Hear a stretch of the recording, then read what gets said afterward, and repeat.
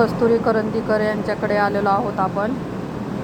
Caustic सोड्याची treatment झालेली आहे। pH हा 4 वर होता, तो pH आपण 8 वर आणलेला आहे।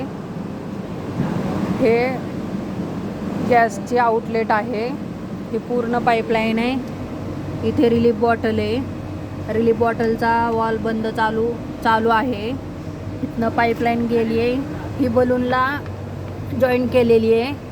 हा बलूनचा कॉक आहे।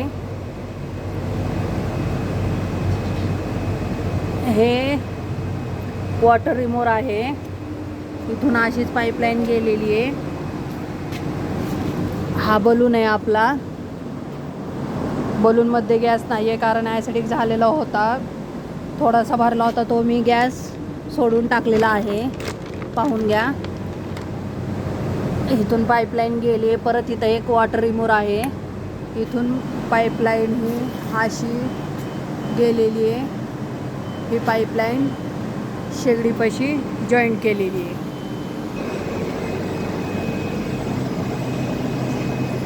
ही पूर्ण तिथून पाईपलाईन आलेली आहे।